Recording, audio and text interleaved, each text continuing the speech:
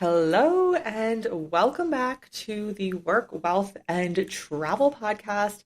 I'm your host, Nicole, aka Nomad, and today I'm here with my co-host Cami, and we are going to be chatting about a very interesting topic. I love talking about money and all things involving money, so I approached Cami about talking about what we spend our money on as nomads, and we haven't really dove into it, so we're going to dive into it in this episode, but I do think it's going to be a little bit different for both of us, which is great and is going to be very interesting because we both lead. If you've listened to any of the past Digital Nomad Digest episodes featuring the both of us, we live very different lifestyles. So I think that this will be very interesting on kind of where both of our money goes. So, Cami, why don't you kick us off by telling us what spending money as a digital nomad has looked like for you in the past and or how it looks now for you?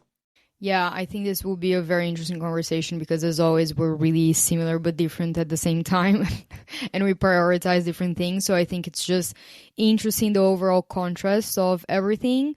I believe when I started, I was really on a budget, like really, really tight budget. And for me, I would not even spend money like on random coffees. I would really try to just keep it to the essential, which was basically home and groceries. I would try to, when I went out with my friends, I would try to keep, like, if I was drinking or eating out or something like that, I would always try to eat at home and then just order like a beer or something small. So I would still go out and do things and things like that, but I would really try to keep it to the essentials. And I think that it's really important to also talk about this because it is possible, to do this with a less amount of money and just focus on the essential things. Also because I feel like when you are, I don't know, I think it depends a little bit on what type of nomad you are, but I think that you can focus a lot on nature activities and activities outdoors and things that you don't have to spend a lot of money in as well. And I remember that in the beginning I was really focused on either not buying clothes at all or just buying is essential, like really when I needed them, buying it from secondhand shops, vintage shops and things like that. And something that happened to me a lot in the beginning when I was really in need of winter clothes, for example, and I didn't have a lot because I didn't bring them from Brazil, people would just like give me clothes. So I would also like receive gifts from my friends. So that would be really nice. And then eventually that evolved a little bit more. I became more stable with my money and everything. And one thing that I realized I spend and I will spend a lot of money in without thinking about it is plane tickets. Of course, I'll think about it a little bit, but plane tickets for me is something that I just accept. I'm like, yeah, this is the price, this is it, this is the date that I want to go. I don't care. It is like this is what it is, It's not something that I'm like, oh, it's so expensive. Maybe I'll have to move around my. Sometimes if I can move around my dates and things like that, I will. But if I really want to visit a place and this is the price, I'll just pay for it. I won't feel that guilt, that frustration. Plane tickets are something that I really won't think twice before spending my money in. But when it comes to other things like clothes and physical articles, I'll think more on whether I'll pay for it or not. Something that I pay for without thinking as well is books. Like I buy, if I want a book and I want to read, like I'll just buy it on a Kindle, of course, not physically, so it doesn't occupy space on my luggage. Groceries for me is something that I also buy without thinking a lot. I love cooking, and for me cooking is something that brings me a lot of joy, and it's just, I don't know, I think it's healthier. I like knowing what is in my food. I like having control of it, quote unquote.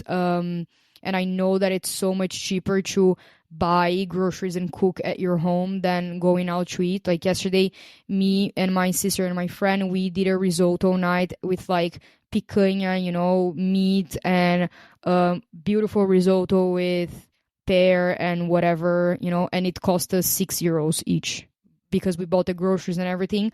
While if we had gone into a pasta place, like a risotto place, an Italian place, it would have costed at least 15 to 20 euros, especially with the wine. We drink wine as well and everything. So it would have cost us like at least 20 to plus euros here in Lisbon, with the wine and everything. So this is something that I buy without thinking. And of course, rent, it is what it is, but I try to not, depending on the place and depending on the moment, I try to not spend a lot in rent. I want to find a place that is good, it has a good location, it's comfortable, but I don't want to spend a lot of money in it, because I'd rather spend less and then have still the budget to like buy a plane ticket or, travel somewhere else or rent an Airbnb around the area that I'm in and everything. So yeah, for now it looks like that. And yeah, I think, what about you? Yeah, I think that's so interesting. So I didn't mention, but I probably should have, because it was like a very interesting conversation you and I had on WhatsApp about, I think, how did this conversation even start? We were talking about Spotify. I don't remember how it started the other day. And you were like, oh my gosh, music is like my lifeline and I love Spotify. Oh, I think I was asking you what podcast platform you listen on. Maybe that's how it started, because I got like a new podcast hosting platform, which is like on this topic as well.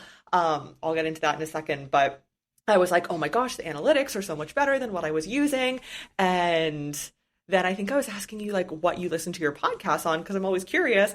And you were like, oh my gosh, Spotify, I love Spotify. And I was just like, Spotify in Canada is so like, it's okay, it's not expensive, but like I think for what it offers, and especially because the podcast aspect of listening is technically free, it's really just music, and I very rarely listen to music. I was like, I would not pay, I think it's like $13 or something, like not on the family plan. I'm like, I am not paying that money for Spotify. Like, that's just not worth it to me. And so I use YouTube, and I get YouTube Premium with it for free. The music aspect is like not very well streamlined, but I get premium for free. And so for me, that's worth it over Spotify. And so I think it's interesting that conversation sparked this, because we realized like you love Spotify. It's one of your best purchases of the month. Like, you feel very, I think, as you would say, aligned with it when you see that like invoice come in or whatever it is. For me, now there are some things that you said that I align with. For, I think, first of all, clothes are more of a like I need them, or sometimes I feel like nothing I have in my suitcase matches with each other. And I actually hate the process of shopping. Like, I don't want to go into a mall. I think it's a waste of time. I have never really enjoyed that. Like, if I could have it my way, it would be Amazon, but that's kind of a luxury that you have in Canada or America that I don't always have in these countries. So I do have to default to going to a mall and hoping there's an H&M or a Zara, which is a store that I just know like I can find at least one or two things in. I don't have to go to all of these other random stores that I've never heard of in this whatever country we're in. So for me, like, really, clothes is just a necessity.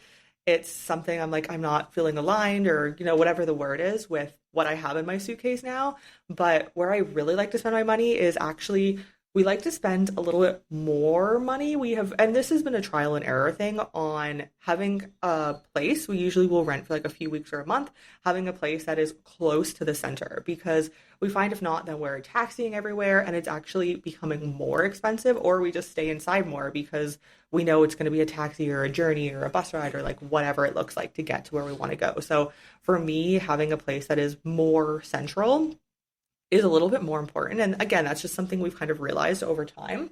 And then what else? Oh, groceries. Groceries. And it was funny because I know you mentioned as well, eating out. For me, eating out or like delivery saves my time. And I don't like cooking, and I know you do. So this is kind of our differences as well. If I don't have to cook, I can save my time. I can do something in my business, do something online instead. For me, that maybe a little bit higher price is so much more worth it. But also, I do like to eat certain things, and I find that on the apps, it's not always obviously the healthiest food.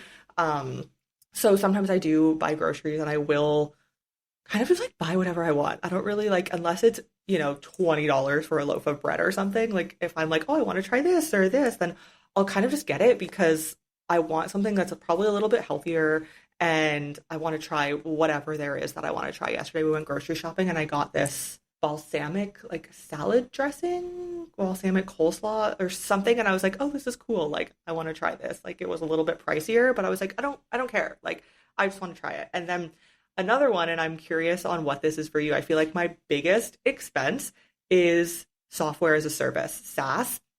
I get so excited when I'm using a new software platform, like for example, the podcast platform that I just started using, and it has so many better analytics and data. And I'm like, this is so cool. And there's so many new functions. And like for me, that is so exciting. And like, yes, of course, like anything after a week or two, that excitement wears off. But I just love purchasing like a new software and using it. And for me, if I can purchase something online and my money goes towards something online that's benefiting either me or my business, that's so worth it. And then I also don't have to carry that in my suitcase. So I feel like a lot of my money every month goes to like different software programs, but they all help me. I have like a running list of how much they cost and how much often they charge me and what they are. And then I go through them periodically and I'm like, am I actually utilizing and using this? And if not, then I'll get rid of it. But I'm always, like updating my expense trackers, my income tracker, my software subscription tracker. Like that's just how I am. I think that's really smart because I think it's really easy when you work online and you have an online business. I think it's really easy to get trapped in the whole SaaS thing, because you start buying so many things and then you don't use them and then you even forget about them and then it's just draining your account and you're not even aware of it.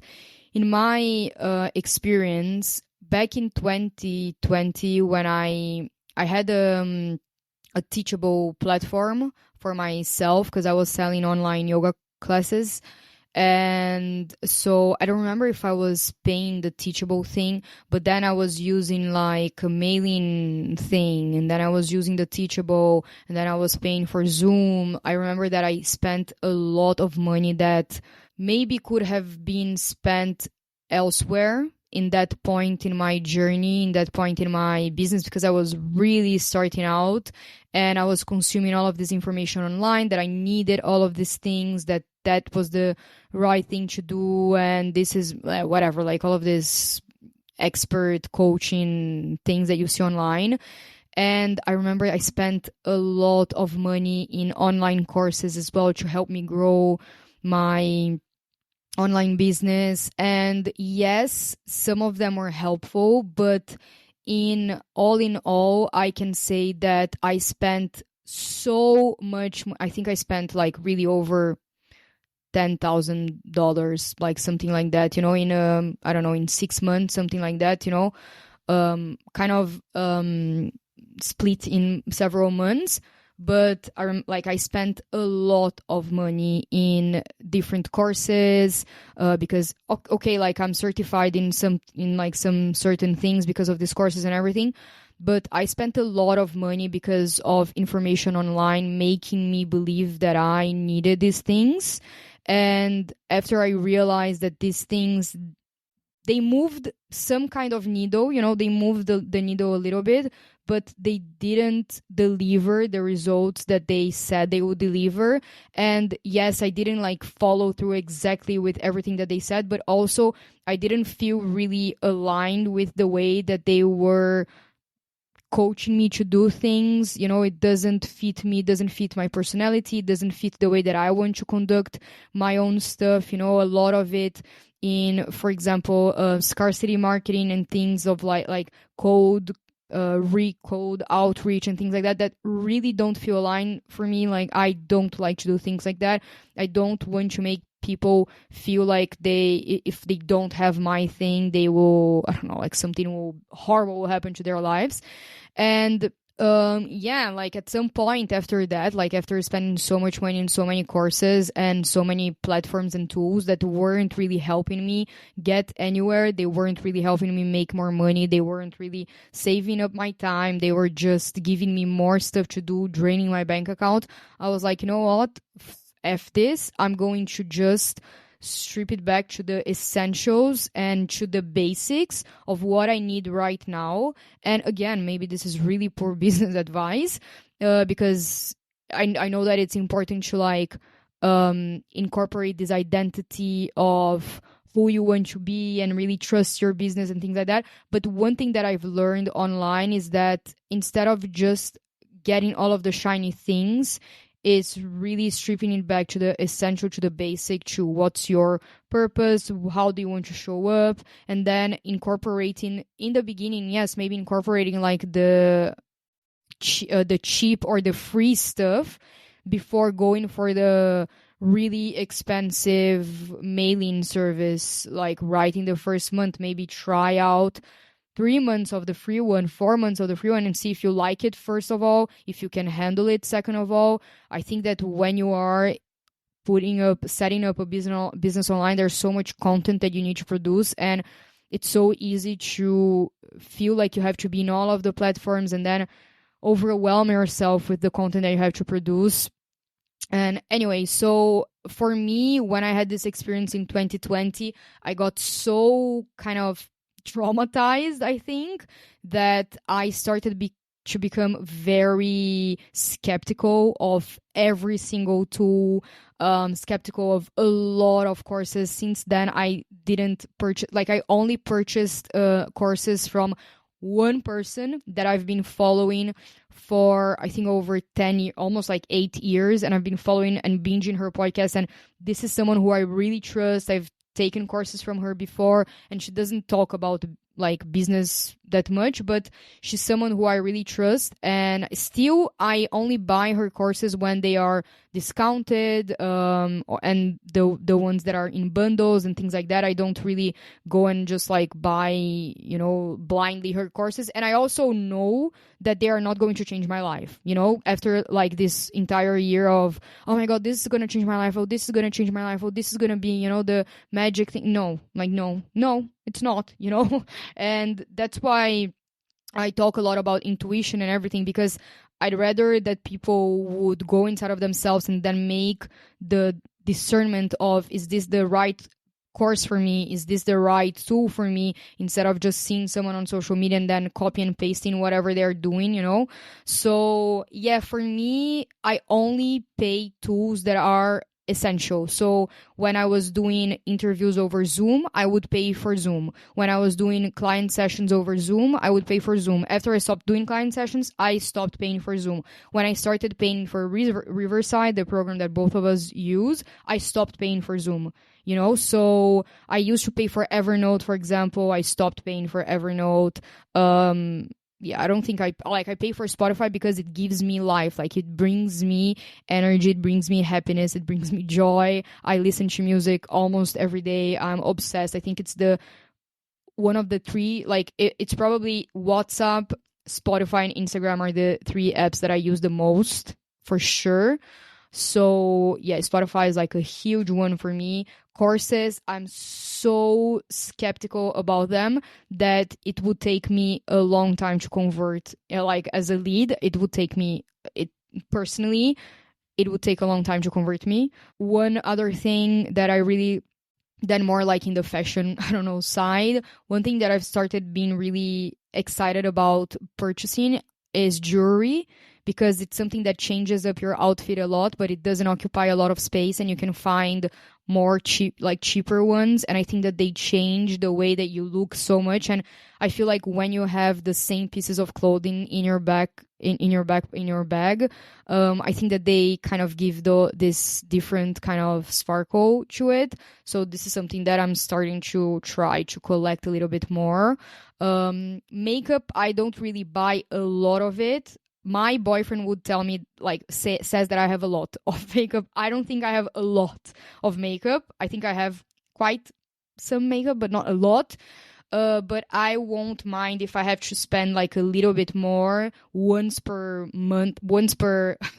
year, like once every 6 months, in a specific makeup that I'm really, really obsessed with. Whereas I know that the other day, and we also talked about this, that you posted about like paying, I don't know, like $6 or something like that in a sponge, like in a makeup sponge, and you were really frustrated. And I was like, oh my God, I would pay even more if I know that the sponge is really good, it's from a good brand. It really wouldn't bother me. So Yeah, I posted that on Threads, and it was so funny to like just hear your opinion on it, because yeah, it was like a makeup sponge. It was like a cheap one. It was just from like the drugstore. But I have so little makeup. I think I probably have like five like tubes of makeup and like that's it. And they're kind of like scattered everywhere. So I don't even know where they are half the time. But yeah, I was just like, this is not what I want to spend my money on. But okay, I have so many things on what you just said. First of all, courses.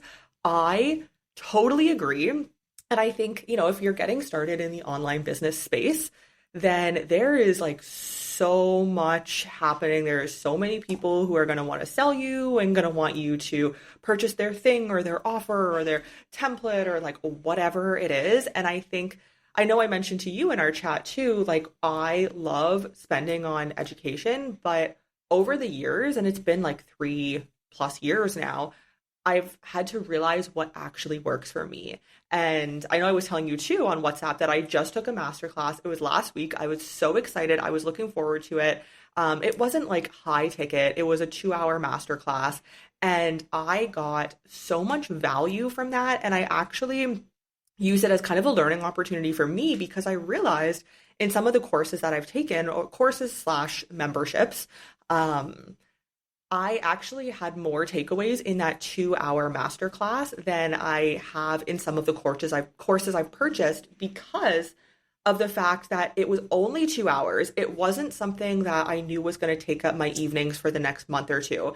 And in that 2 hours, I got not every single takeaway in the book, but I got enough for the stage that I'm at to get me started. And then when I get to the next stage, I'm sure that person or somebody else has another small offering. And so I realized, in my business, this is how I want to operate because that is what makes sense for me and I guess what aligns with me. And so that was a very interesting insight. Of course, I took a lot away from that, but I also realized how I want to operate in my business as well from that because it just worked so freaking well for me. I took photos of the slides and I was like, this, I'm going to implement.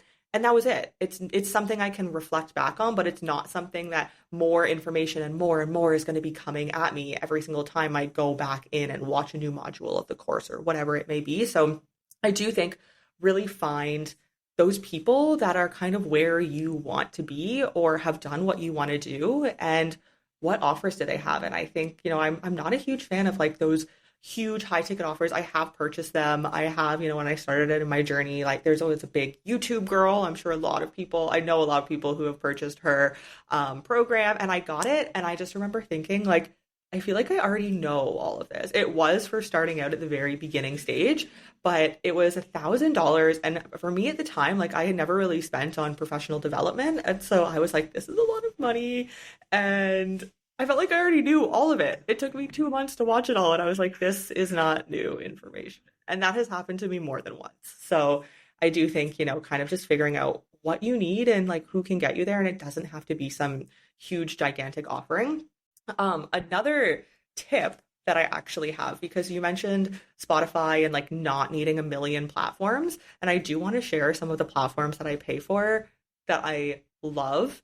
But for the longest time, so when I did have Spotify, I had it for 4 years. And the only reason I had it for 4 years was because I could get a student discount. And I actually wasn't even a student, but I had access to my student email. Thankfully, my university gave me that. And so I had the student discount, which was like $5 a month. So that's, a great deal. And then it ran out. And then I was like, I don't even listen to music and I can listen to podcasts on here for free. So this is not worth my money. And then I've also done that. I use Notion. I actually purchased some trackers and that's where I have my subscription tracker and a few other trackers. Notion is the same. I don't know if they still offer it. I think they do, but they had the student discount. If you, have access to your student email, they'll confirm it. And then you get like 50%. No, actually you get it completely free for the paid plan. So that was something I was doing for quite a while as well. So those are some hacks I have. If you do like love a platform, they might have a student discount, but maybe if you're not a student, then I don't know. But for me, that eventually I was like, okay, I don't really use these anymore. I don't really need them. So things that I love that I spend my money on, and again, it kind of goes back to I will say there are a few things like food delivery and having groceries that I like eating, healthy, sometimes like comfort food. But a lot of my money does go to subscriptions. So one that I love now is called Stand Store. It's a pretty new-ish platform, but it basically integrates, and I also canceled my Zoom when I got Riverside, and then there's another platform called Whereby, and I can do a lot of my selling on Stand Store. And so I was just like, I don't really need Zoom. I do use it for like clients, but I can just transfer that over to another platform. So I kind of have like pared things down. And again, that goes with my tracker, and I kind of audit what I need and what I don't need and what has dual purposes. But StanStore has so many dual purposes, it can really get rid of a lot of different things that you're using. So it's one platform, it's really affordable, it's $30 a month, and you basically can host courses. You can have some people pay for a membership. You can't host a membership there yet. You can host webinars. And it collects all of the payments, and then it doesn't charge you a fee. It's just the Stripe fee and the $30 flat fee per month, which is pretty rare. So it's basically like a Kajabi or a Teachable in one platform. You can do sales. It's also a link tree, so you can have it in your bio, and it's mobile optimized. So it really performs best on mobile, which is great because that's how a lot of people are buying these days. You can have testimonials, you can have product reviews from people who have purchased the product before and have it right there on like your sales page. It's very easy to make a sales page. So I really like StanStore, and the best thing about it, and I think why it's better than like Linktree or any of those other options, is because it converts so easily. And I know this was one of their main selling points, and I think why the founder really wanted to create it, because when you are going onto a Linktree or something, there's so many clicks that you're likely to lose that person along the way. You have to click the bio, then you have to click the sign up, and then maybe there's another click. Whereas StanStore, you just go to StanStore, and right there on the page, you can input your name and your email. There's not an extra click. There's not, a barrier to getting that person's information. So that's why I like it, because it's very high converting, I have found. Another one that I love is I use Showit for my website. So like Showit is so freaking easy. I've been using it for years. I love Showit. And then I actually just started using Captivate for my podcast. And I'm going to say that's probably like pretty valuable to me, because I didn't really know the analytics behind my podcast. I know I even messaged you and I was like, oh my gosh, holy shit. Because I didn't really know what was going on in the analytics with my old platform. But now I can really see what countries people are coming from, and what apps they're using to listen, or like what platform they're using, and how many listens and downloads I get per day. And it's so much more information. And I want to have all of the information and all of the data. I can see which days I get more listens and downloads versus other. Like, it's so great. So for me, that has been a really good investment. But I also try to find the deals. Like I know I mentioned to you as well, they have a website feature within Captivate. So right now I'm paying for my website. So I don't need to pay for my website. And it's basically the same price for Captivate versus what I was just paying for the website. So I can eliminate that old website, get a new website, and also have all this data for actually a lower cost than what I was paying. So I was like, this is a no-brainer for me. But those are kind of some of my favorites. But yeah, I feel like we're very different, because when it comes to the makeup, or I actually like the jewelry. I think that's very interesting. But for me, I really I just can't spend my money on like fake jewelry. So it has to be either gold filled, not gold plated. It has to be gold filled, or like real gold. So that's why I have a lot of silver, like this necklace. I like gold more, but silver, it's $9.25. It's so easy to find anywhere. It's pretty affordable.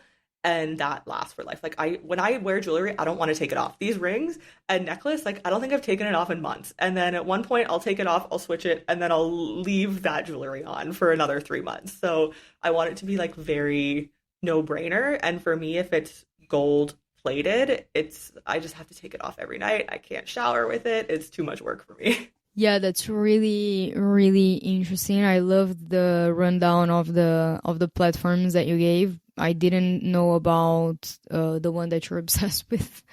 I think maybe I've heard about it once, but yeah, I don't know, like at this point, because I'm not hosting anything other than my podcast, like I'm not with a course or something like that, I feel like it doesn't make sense. I was even paying for a Squarespace, but that website isn't even live, so it just, yeah, I don't know.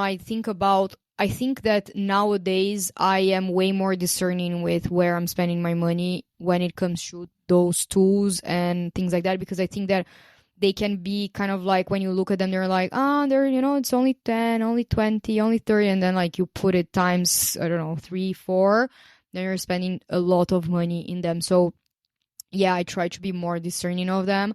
One thing that I realized, something that I will pay without any problem as well, is health and fitness platform. So I have one that I'm obsessed with that's called WH Body. It's from a woman named Whitney Hoover, and she, like, I love her workout. So I don't even know how much I pay, honestly. Like, I love her. So I don't even care, I just like give her my money, and I'm really happy with it because I love the structures of her workout. I love that they can be either done without any type of weights, or with really low, like little, like small weight. So when I was living in Crete, I had my ankle weights that I had bought, and I also had some dumbbells. So I was doing her workout. I also sometimes paid for the gym when I wanted to go to the gym instead of working out at home. So for me, health and wellness in general is a really big part of my lifestyle. So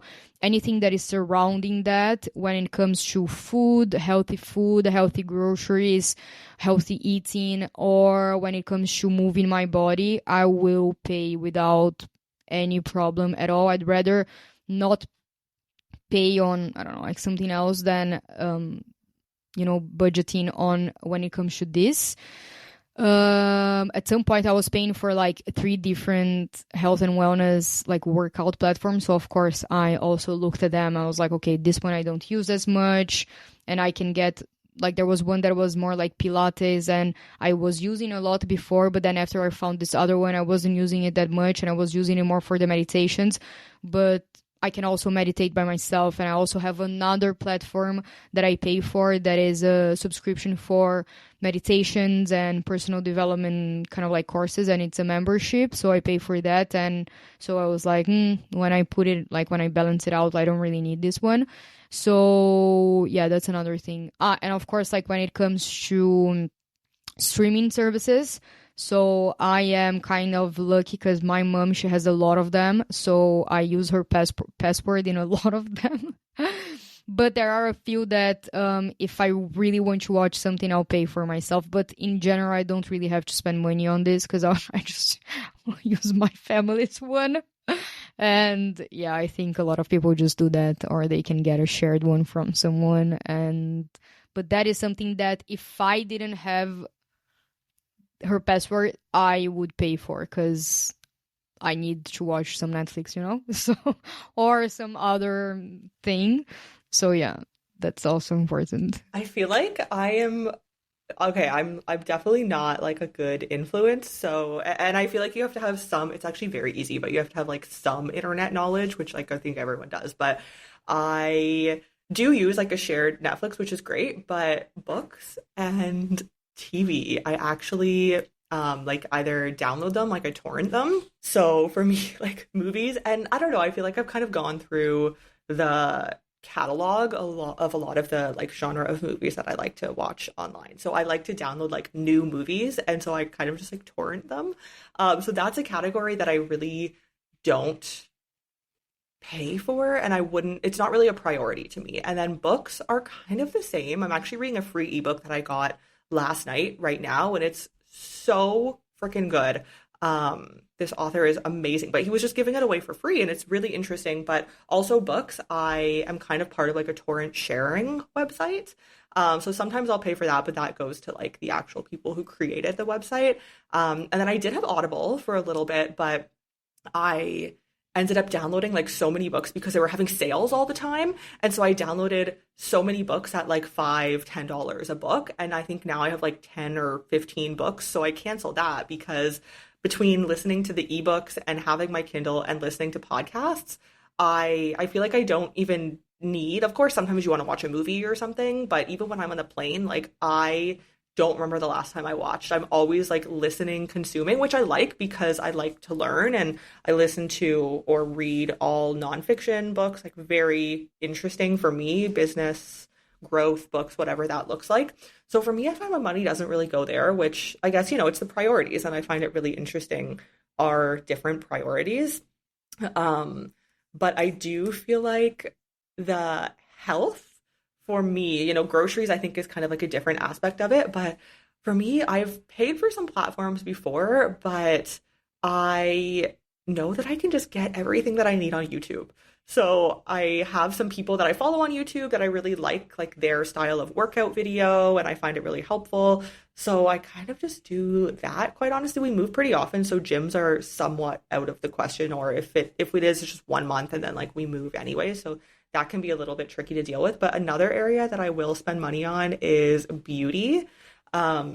I don't know what that looks like for you, but for me, I was telling you before, like I get hair treatments, and so I'll spend money on that. And I've been spending money on that for like, I don't know, 5 years, 6 years now. And like if I want anything like done to my face or like anything, I'm like, okay, I this is something that I'm okay to spend money on. And I don't know, I feel like I've always been that way. But granted, I will say I do like to geo arbitrage that aspect of my life because in Canada, things are so expensive. As an example, so like my hair straightening treatment, I think in Canada, I don't even know the price now, but it's probably like $1,000.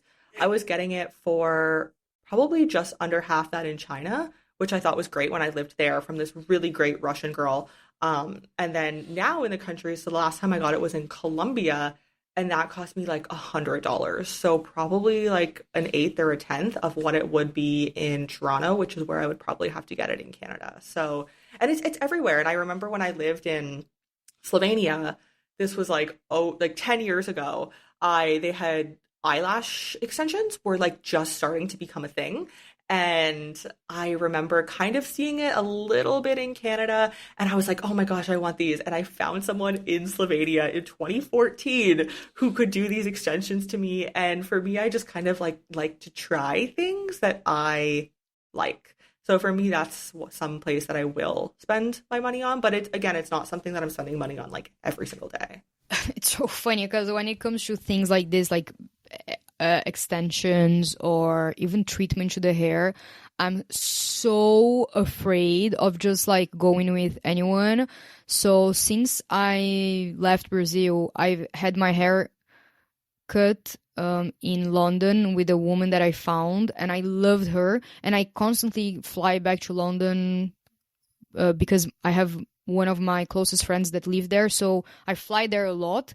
So I only have my haircut when I'm in London, basically. So I've been Oh like my 2 years gosh. only having my haircut in the same place with the same woman that I know does a good job, because I can't.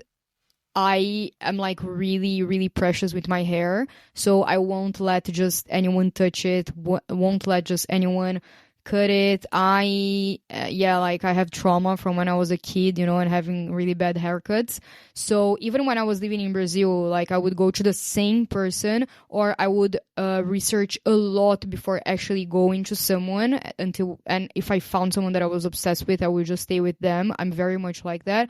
So when I was in Crete, I wanted to get my nails done.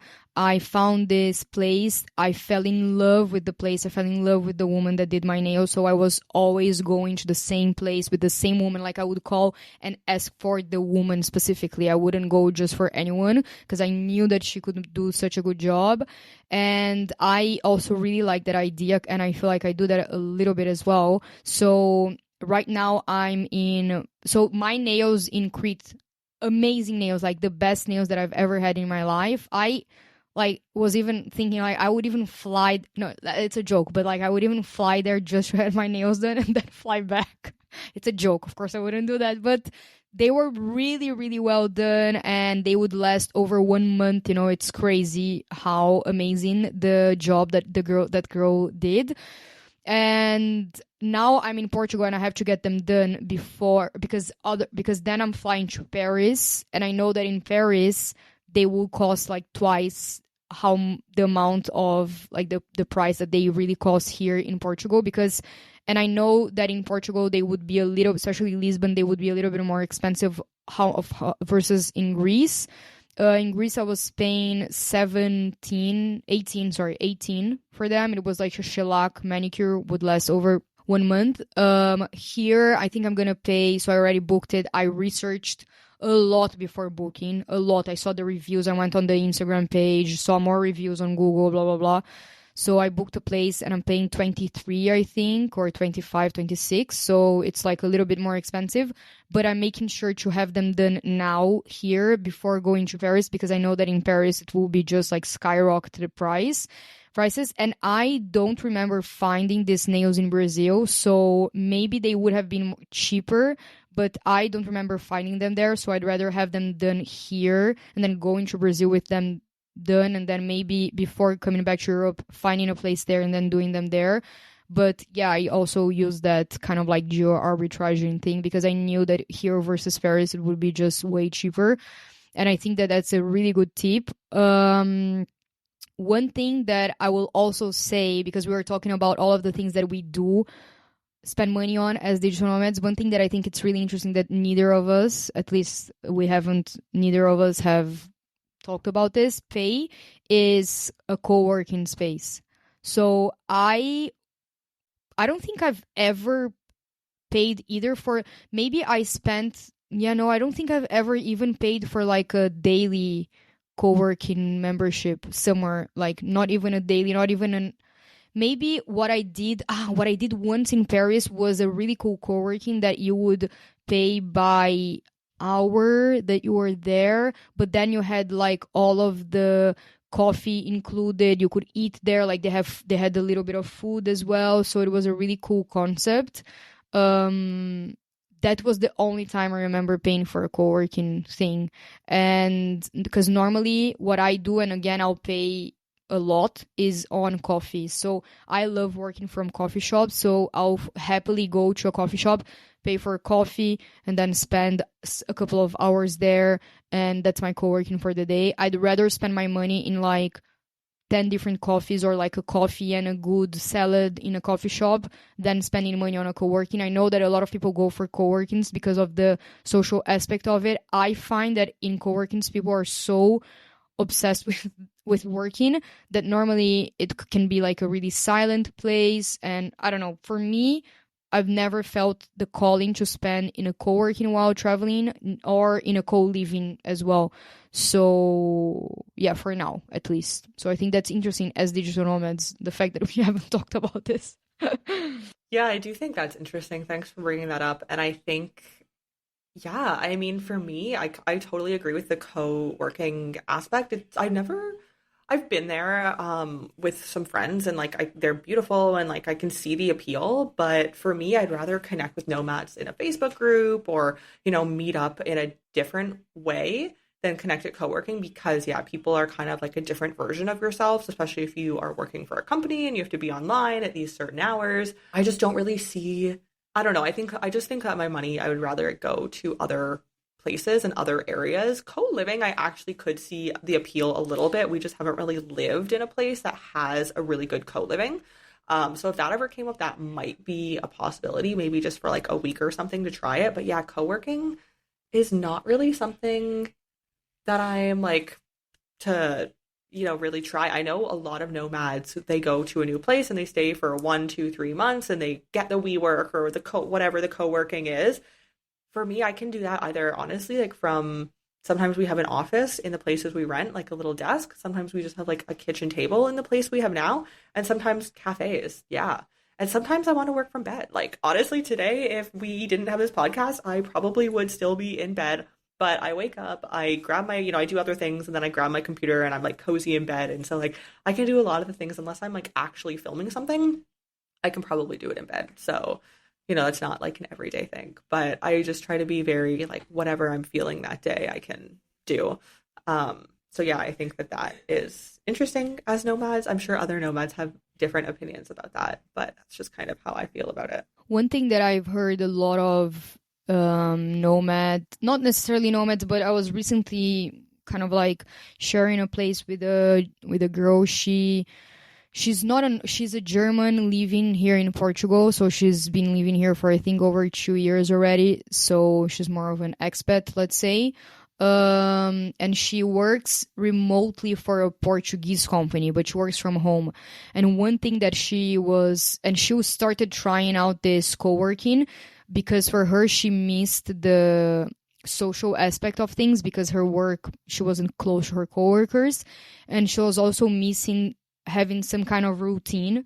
So the idea of like waking up early and then having somewhere to go, having to get dressed, going out during lunch to go surfing, and then having a more schedule than the difference between your house and the place that you're working. And I really, really understand that. I really, really do. And she was saying like, maybe I'll get it. And instead of going every day, going twice a week or something like that, but also always having the days that I'm going kind of scheduled to force my brain into this routine. And that is something that I think that if you work online, if you work remotely, it is something that kind of blends into your lifestyle, and it can be quite detrimental and lead to burnout or something like that. So I think it is important to, in a way, create those boundaries between your work and your life. And also, I think that sometimes for me, when I go to a cafe, it's because for me, I'm okay with just going to a cafe. It already gives me this boost of discipline that maybe at my home, I would be, oh my God, I have to wash the dishes. Oh my God, I have to do laundry. Oh my God, I'm so distracted by, whatever. So when you're in a cafe, I kind of like go into this mode of I'm in a cafe, I need to work, so I'm here to work. And it puts me in this mindset of more discipline and focus. So I think it's really important for anyone listening to kind of assess inside of yourself and again, go with your intuition and your authenticity of understanding which days it's you kind of maybe need the boost of discipline, and then maybe you're gonna do a co-working, maybe you're gonna do a coffee shop, maybe I don't know, you're just gonna change rooms in your environment. So I think that is super valid. I would love to get a co-working, but right now, like if I could choose and I had all of the money in the world, I would probably, maybe, I don't know as well, yeah, I would probably take a co-working space, but it's just really not my priority at all because I feel like I can get the same things that I would get from a co-working from a cafe. So, but I do understand why people would want to go for it for sure. Yeah, I totally understand that. I think especially like for remote working, if you're traveling, especially solo and you're working at home, like I could totally, but I think, it looks different for everyone. I think for me, I would probably want to work alone and then be social afterwards and like go out for a drink with people. Like that's probably how I would prefer to get my social energy in. Because I can be like a little bit introverted sometimes, but that's just me. And I think everyone like has a different working style. And again, I think it comes down to we've been being nomads for quite a while and like we know what works and what we like and what doesn't work. And you really just have to like trial and error and figure out what does and what doesn't work and like what aligns with you. And I think yeah, that's kind of me, but I definitely think try it. One thing I did want to note before we end off that kind of going back to our previous topic of like you were talking about the nails and the beauty. So I actually okay, a few things. My partner cuts my hair. It's very good. It's literally just straight. Like it's wet. I just tell him straight. And so because I was getting haircuts and again, like a nomad struggle is every month or two, like we're in a different country. And so every haircut would be in a different country. And so and this is in a different language. Like I think my last one was a year ago in Romania. And like I have to translate it and then find their WhatsApp on Google and hope their Google phone number is their WhatsApp phone number. And if not, like can't contact them. Because I also don't want to speak English to them initially because I know they'll just double the price. So I always use but it's a process, And so I got really fed up because they were taking too much off my hair every single time. I would say like just a little bit, but then it's like, why am I paying for half an inch? Like I'm paying $30 for half. Like it was so stupid. And so I was like, just cut my hair. It's great. It's straight. It's how I like it. Like no problems there. And I can really just have it cut whenever I want if I ask him. So that is like something for me. I'm like, I don't care if they're doing it, they must be good. But one thing I have started over the last few months, because I was getting like different treatments. I go for a facial every month because like my face really needs it. And so I was having to find like a new facial person every month, maybe a new nail person, like any like if I was looking into like Botox and like fillers and like, it's all of these things that every country. So I was like, I'm just gonna put all of this information. I had it in my contacts in my phone, and I was like, I'm just gonna put all of this into a sheet. And so now I have a Google sheet with like every different treatment that I want and like what the country is and their contact number and would I recommend them, would I not recommend, like again, very Nicole, like very down to a science. But I was like, I can keep all of this in my phone and my contacts, but why not have it organized? Like if anybody else wants it, I'm gonna build this up for years to come, and then hopefully eventually when I make my way to these countries for a second time, I'll be able to utilize this sheet and be like, oh yeah, I went to this person for this and this person for this, and like they were good and they were not good. So like kind of just something fun, because it's a struggle. Like it definitely takes time for me to have to figure out like, okay, this is what I want. And now I have to just go on Google Maps and find their WhatsApp and hope their WhatsApp works, and then translate it and then figure out the promotions and the pricing and what they have and what I want. And it's like, it's a process. One thing that I will say as well on this, before we end off, is if you are sleeping on Google lists, or however, like Google Map lists, or I don't know what the name Like of that is. Yeah. Not like the thing that you save on a list on your map, and then your map. Yeah, I don't do that. Oh my God. Honestly, whoever is sleeping on this is really should start doing it right now. Because what I have, like, I am obsessed with going on Google Maps, finding different restaurants, cafes, whatever, like beauty stuff and everything. And whenever I have time, I research all of this, and then I save them all in lists per city. So you save them all, and then whenever you look at the city on Google Maps, it has all of these pins saved on the city. So then you can have a really comprehensive look at what you are interested in. And Google's SEO is really good. So for example, I'm obsessed with brunch. So I'll go on the city that I'm in. I'll Google, like I'll literally put on the search bar brunch, and then it will find all of the places that someone has written on the reviews something about brunch. So just think of something that you want and something that someone would have written down on a review, and then you can just research that. And then I just go through all of the places, look at the reviews, look at the comments, and then I save all of the places in the same list that the same list for the city. And then whenever I go back to the city, I know all of the restaurants that I've saved before. So some of them I've gone to, some of them I haven't. So today, for example, I'm going to a restaurant that last time that I was here in Lisbon, I looked it up on like the Google thing, and I really liked it. I saved it, and now that I'm here again, I know exactly where it is. And it's on my list, and I can just, go for it. And I think that and then you can save the same like beauty salons and things like that. And also another thing that's really interesting that I like doing is that whenever someone is going to visit a city that I have a list in, I just share the list with them. So they have all of my favorite places. So if they want to go to my favorite restaurants, my favorite brunches, or you can save like activities, museums, everything that has a Google location, you can save it on that list. So if you're sleeping on that, please open your Google Maps and start your I'm sleeping lists. on that. Yeah. I'm sleeping on that, but not anymore. Okay, wait. So I just have a question. Like I'm on my Google Maps. I really want to do this. And so is it just new list, and then you make a new list like brunch and then the city, and then you can just make as many lists for as many cities? You could do that. Personally, I only have the list per city. So I have lists for the city, not like list brunch city. You could do that, but Okay. for me, it's just easier to just have the city, and then I click on the list, and then but you could do that for sure, like beauty, Buenos Aires, or whatever. I don't know why I've never like used it before, but I think now I'm going to, because that's really interesting and I like that. And it's like so easy to share. I've seen people on Instagram who it's like, I'll just share all my recommendations for like where I just traveled. So that's cool. But yeah, knowing me, I'm going to get like super analytical, and then it's going to be like tourist attractions, Buenos Aires, brunch, Buenos Aires, snacks, Buenos Aires, grocery stores, Buenos Aires. Like I need to figure out a system. Yeah, I'm like organized, but I have my limits, so I don't want to do that. But if you want to, yeah, it would be a really easy list because sometimes I do get like, what is this pin that I saved? And it's like a random, Yeah. I don't know, like it was the location of my hotel, something like that. So I just save everything. It's just so much easier and it helps me like remember where I want to go. And yeah, Google lists are the best and they're free. So we're talking about money here, but I just gave you a tip of something that's free for you to do.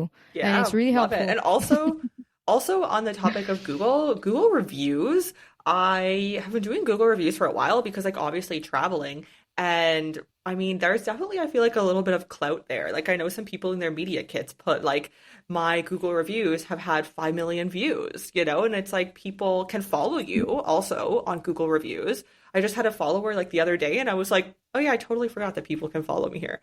People can follow Wow. you if they like your reviews. You can be like a level one, two, three, four, like local guide, and it kind of like I don't know. I find it very interesting. So usually whenever I go to a place, I will do a Google review afterwards. And if you upload photos, I think it's like more points or something. But yeah, it's kind of something fun. And then I can always look back and be like, oh yeah, I was here with this food and this picture, and it was really good. Like let's go back or something like that. So yeah, Google powerful. Of course, we all know Yeah. this, but just two little Yeah. tips for today. Yeah.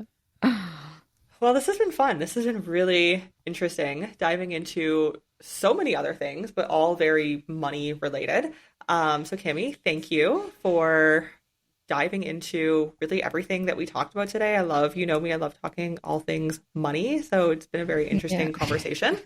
This is the Work, Wealth, and Travel podcast. If anything from this episode really stuck out to you, I think there's probably quite a few things for me that I know I bookmarked that stuck out to me. Then I would love it if you share this podcast or share a clip of this podcast on your socials, share it with your friends, and be sure to tag myself and Cami. Our links are down below. This is the Digital Nomad Digest segment of the Work, Wealth, and Travel podcast, released every single Friday with Cami and I. So we will see you next Friday for our next episode.